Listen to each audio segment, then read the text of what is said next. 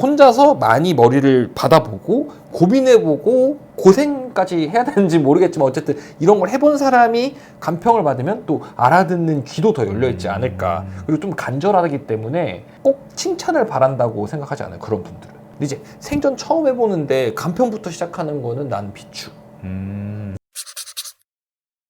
안녕하세요. 안녕하세요. 작가 친구들입니다. 방금 촬영 녹화 버튼 누르기 전에 감평에 대해서 물어봤거든요. 최근에 이제 감평하고 있느냐고 했더니 동료 작가님들한테 가끔 원고가 온다고. 네, 진짜 가끔. 네. 지금 말씀드릴 주제는 이제 감평이 필요한 순간은 언제인가인데 요 얘기에 앞서 친한 작가님들은 글을 자꾸 이거 어때요? 라고 물어볼 때가 있잖아. 그치? 네. 사실 솔직히 말할 수 없죠. 절대로. 이제 일단 그분도 작가님이시잖아요. 네. 그러니까 제가 발언권이 너무 무거워지는 거죠. 나쁜 얘기를 할 수도 없고. 근데 그렇다고 좋은 얘기만 해가지고 잘 안 되면 또 그것도 문제고. 아, 그치. 왜냐면 네. 내가 보는 눈이 떨어진 것처럼 느껴진단 말이야. 네, 맞아요. 내 감각이 좀 부족한 것처럼 맞아요. 느껴지고. 아, 그거 진짜 고민이 많이 되는데. 네, 맞아요. 동료 작가님 감평은 진짜 어려운 것 같아요. 하물며 저는 나보다 성격이 더 좋은 작가님이 형 글 좀 봐줘요 라고 원고를 그냥 1화부터 5화까지 그냥 툭 보낼 때가 있어. 나는 그런 원고를 보면 그런 생각을 해요. 왜 나한테 왜 이러는 건가? 아, 그러니까 이제 처음에는 그렇게 생각을 했거든요. 근데 나중에는 그렇게 잘 쓰는 작가님들도 자꾸 원고를 보낸 이유가 있을 거 아니야. 네. 생각을 해보니까 내가 납득이 되는 게 뭐였냐면 이 사람이 어떤 거를 노리고 글을 써잖아요. 보통 그 정도 된 작가들은 그쵸. 엄청 잘 쓰기 때문에 막 네이버 5천만 이러거든요. 그러면은 그 노림수가 정확한가 봐달라 이런 느낌이더라고요. 그래서 읽어보면 야 이거 맞는 것 같아, 이거 좋은 것 같아 라고 얘기를 할 때가 있고, 또 다른 케이스는 읽었는데 엄청 잘 쓴 작가님이에요, 그분도. 근데 내가 볼 때는 어디 좀 잠깐 다른 산에 가 계셔. 이쪽 산이 아니라 네. 한국 산이 아니라 그럴 때가 있죠. 야 이거 이 나라가 아닌데 지금 이쪽으로 가면 안 되는데 라고 생각이 드는데, 예전에 한번 진짜 심각하게 고민해서 우리 같이 술자리에서 한번 이런 얘기 한 적 있거든요. 얘기를 해야 될지 말아야 될지 모르겠다고. 결국 얘기를 했어요. 그때 종범명 조언을 듣고 얘기를 했는데 그대로 원고를 안 보내요. 그러니까 나쁜 얘기를 하면 원고를 안 보내. 원고 안 보낸다니까. 근데 좋은 얘기만 해서는 물론 이제 내가 오만하게 내 말이 무조건 맞다 이런 건 아니었는데 눈에 보이는 걸 말하지 않기가 힘들더라고요. 근데 역으로 내 글의 장점이 뭔지 보여요라고 물어보는, 아까 얘기했듯이 잘 쓴 작가님 그걸 물어보는 거는 부담이 별로 없어요. 그냥 이거 노린 거 맞지라고 물어보면 되게 깨르르 웃어줘. 맞아요 이렇게. 그죠.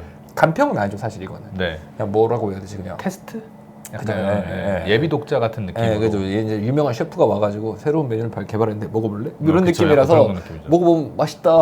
이렇게 신맛 난다 이렇게 얘기를 대체로 해주면 맛있기도 하고. 그죠. 대체로 맛있어. 근데 실제로도. 그래서 이제 조금 괜찮은데, 그러면은 일반 지망생 네. 분들, 그러니까 소설가 지망생 분들한테는 간평하는 경우가 거의 없겠네요. 네, 한 번도 그 저번에 라이브에서 한번 해봤던 거. 그죠. 같고요. 예전에 네. 우리 작가 친구 라이브 할 때 한번 하고. 네. 근데 그것도 되게 재미는 있었어요. 그걸 네. 보면서 이제 약간 옛날 생각도 나기도 아. 하고. 근데 상당히 진지하게 했잖아. 저요? 준비를 많이 해요. 저는 그때 처음 하는 거니까, 간평이란 걸 네. 처음 하니까, 와, 이거는 어떻게 얘기를 해야 되지?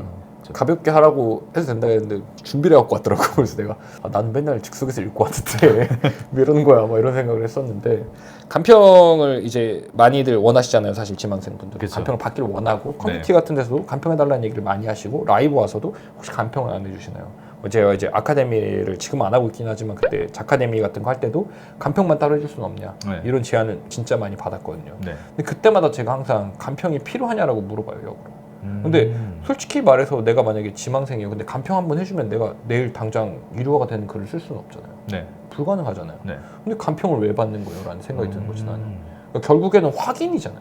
잘 썼어요 나? 이거 물어보는 거 아니에요? 이거? 그쵸. 약간. 반신반의하면 물어볼 때도 있고, 잘 썼다고 얘기해 주길 바라고 물어볼 때도 있는 거고. 그래서 나는 이제 간평이 좀 의미가 없다라고 생각을 한 거죠. 그렇게 생각을 해서 진짜 꽤 오랫동안 이렇게 생각을 했어요. 그래서 간평해달라고 하면은 간평 안 받아도 된다. 그럴 시간에 올려라 라고 되게 까칠하게 안티를 생산하고 있다 그러더라고요. 네. 나보고.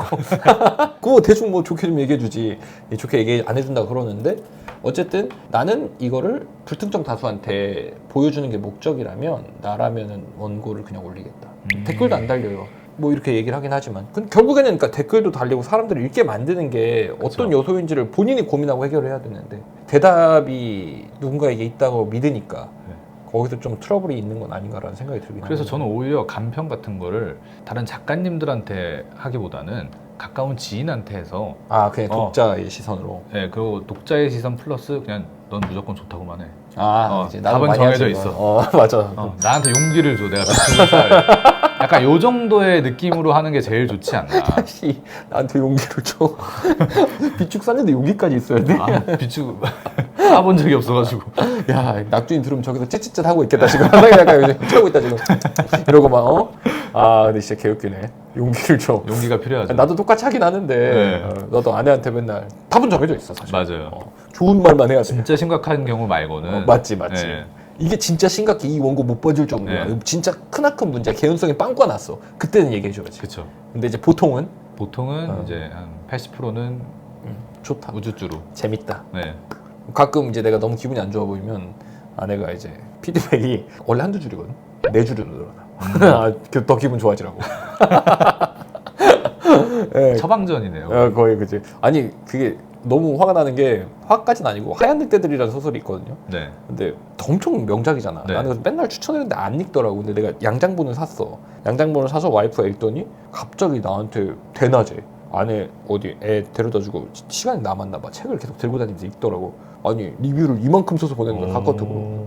와. 엄청 감동을 받은 거지. 그래서 그 리뷰를 받은 나도 감동을 받아서 왜 내 작품엔 이렇게 리뷰를 안 써주라고 그래? 그랬지. 했더니 답이 없어. 진짜 한 시간 동안 답이 없더라고. 아니 여보 건 맨날 보고 한 편씩 보니. 아니 뭐 주저리주저리 핑계가 길어. 한 번에 볼 때 맛이 있죠. 난 그렇게 생각하지 않아. 물론 명작이고 나보다 잘 썼다는 거 인정하겠어. 근데 화가 나긴 했다.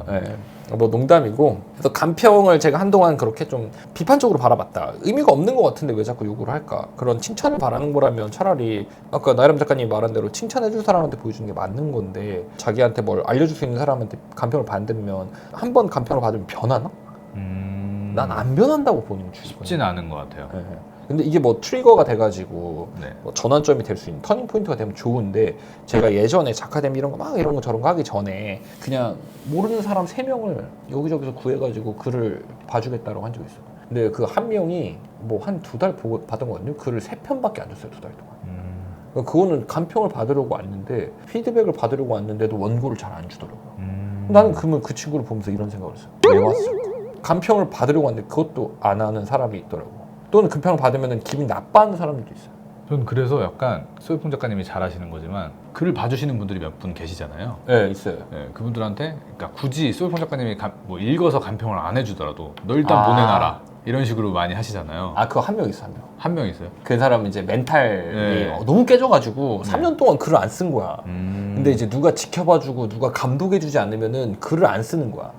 그래서 이제 쓰든 말든 나한테 보내라. 거짓말만 하지 마라. 이렇게 하는 거죠. 근데 이 방법도 간평 대신에 하는 것 중에 되게 좋은 방법이라고 생각했거든요. 이 얘기를 들었을 때 아까 말했듯이 간평에 뭔가 금세와 억압이. 네, 약간 그게 근데 있어요. 저도 네.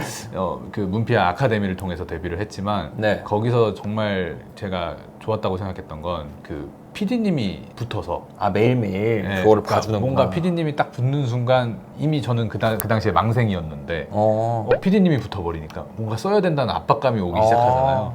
그거에 되게 많이 도움을 받았던 것 같아서 누군가 한 명이 옆에서 쪼아주는 사람이 있는 거 되게 좋은 것 같아요. 그런가? 네. 하긴 나도 그런 역할로 그 친구 옆에 있는 거니까. 그래서 사실 간평이 필요한 순간이 언제인가가 해서 그쵸. 간평이 필요 없다라고 생각하는 게 생각이 좀 많이 바뀐 게 뭐였냐면 요새 많이 했던 건데 5화도 안 써본 친구들한테는 10개만 써봐라. 10개도 안 써본 친구들한테는 한 권 분량만 써보자. 한 권 분량을 써본 친구들한테는 50개만 써보자. 이렇게 점진적으로 늘려보면 그러니까 그걸 일일이 옆에서 하나하나 원고를 다 봐주는 게 아니라 앞에 한 4-5개만 봐주고 혼자 쓰게 하는 거예요. 근데 그 정도 썼는데 성적이 이제 한 3번, 4번 똑같은 이제 코스를 반복했는데 너무 안 나와. 근데 너무 안 나오는데 막 조회수 막 2자릿수 이런데 완결까지 쓰라고 하기에는 그쵸. 너무 가혹하잖아요, 사실. 네.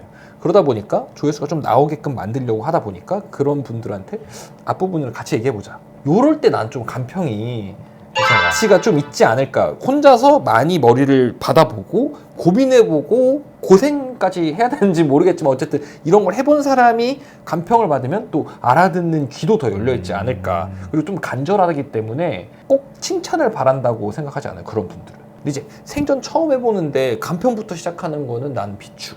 그래서 간평이 필요한 순간은 언제라고 생각하냐라고 이제 물어본다면 나는 이렇게 여러 번 해봤는데 잘 안 되는데 난 글을 쓰고 싶어. 뭐 재능 없어서 관두세요라고 말하고 싶지 않은 거지. 얘기를 같이 해보자는 거지. 실제로 이제 제가 지금 같이 데리고 있는 동생들 알잖아요. 몇 명 있는 거. 네이버 정신연재를 3명을 제가 만들었나? 내가 만든 건 아니지. 본인들이 잘 쓴 거지 사실은. 나 항상 얘기하고 내가 기획하는 게 아니라 난 서포터만 해준 거라고. 내가 도와주긴 했지. 어떻게 열심히 쓰라고. 앞부분 얘기하면 이거 이렇게 바꿔보자고 같이 얘기도 해주고. 그게 사실 글을 쓰잖아요. 네. 이 작품 이 내용으로 같이 얘기만 해줘도 나는 도움이 맞아요. 되더라고. 꼭 내가 막 큰 도움이 아니더라도. 그렇죠. 그래서 어쨌든 정신연재가 딱 되니까 3명째가 딱 되니까 아, 나름 뿌듯한 거야 나도. 내가 그동안 한 일이 헛되지 않았구나. 뭐 이런 것도 좀 있었죠. 물론 이제 런칭이 더 중요하니까 글을 쓰는 게 더 중요합니다. 저도 만약에 누군가를 이제 가르치는 입장이 된다면 네. 어떻게 할까 좀 생각해봤는데 간평에 관련돼서는 일단 프롤로그는 무조건 간평을 봐줄 것 같아요. 앞부분. 네. 그리고 한 5화쯤 한번 봐줄 것 같고요. 아 잘라서. 네, 그러니까 5화 정도 썼을 때 5화분을 다 같이 아. 한번 보고. 고생을 사서. 많이 잘못한 것 같은데. 아니 힘들지 않아 그러면 너? 그러고 나서 이제 원래 생각했던 건 10화까지. 아. 그렇게 하고 10화 이후부터 과연 의미가 있는가에 대해서는 저도 좀 고민이 좀 필요할 것 같아서. 첫 작은 10화 이상 봐주는 게 의미 없어요. 네, 10화 이후부터는 사실상 그 어쨌든 10화 동안 쌓아온 탄력으로 가기 시작하잖아요. 다 헛발질 하거든요. 네. 근데 제 본 사람 중에 열이면 열 다 헛발질해요. 근데 문제가 뭐냐면 혼자서 거기까지 가본 게 더 중요하다고 난 생각하는 거죠. 그리고 간평을 봐달라고 하시는 분 중에 뭐 이런 분이 계신지는 모르겠지만 인풋이 충분하지 않은 상태에서 간평을 이제 써와서 이거 봐주세요 하면은 봐주시는 분들이 좀 난감해하시는 경우들이 할 말이 하나밖에 생기더라고요. 없잖아. 그렇죠. 좀 더 읽어라. 네. 그러니까 아직 웹소설 문법에 완벽하게 잘 적응하지 못하신 분이 글을 써서 보내오시면 그런 것도 또 어렵다고 하시는 분들도 계시더라고요. 1화 딱 이렇게 쓰는 거지. 이 신화는 이렇게 시작되었다. 1990 뭐 이런 식으로 제국력 제국력 네. 몇 년, 악마 천사 막 이렇게 뭔 내용이야? 야 주인공 언제 나오냐? 이 8화쯤에 나옵니다. 죽일까? 이런 얘기들을 할 때가 있죠. 물론 그 본인은 3화까지밖에 안 썼어. 근데 8화의 주인공이 나온다고 자기는 예측하고 있더라고. 나 그거 자신하는 것도 되게 대단하다고 생각했어. 그러니까 혼자서 어느 정도까지 해보고 나서 네. 그런 일도 막혀. 그랬을 때 5화가 됐든 3화가 됐든 한 1화가 됐든 간평을 좀 받아보고 고민을 공유해줄 사람, 좋은 사람이 주변에 있다면 나는 또 이게 또 나쁘지 않을 수도 있다라고 네, 이제 맞아요. 판단을 하는 거죠. 그래서 간평이 필요한 순간 언제인가 이제 좀 고민을 해보고 나서 받아봐라라고 네. 얘기를 하고 싶습니다. 네. 좋아요와 댓글. 이거 끝날 때마다 어색해요. 진짜로. 좋아요와 댓글, 알림 설정 부탁드리겠습니다. 네, 부탁드리겠습니다. 감사합니다.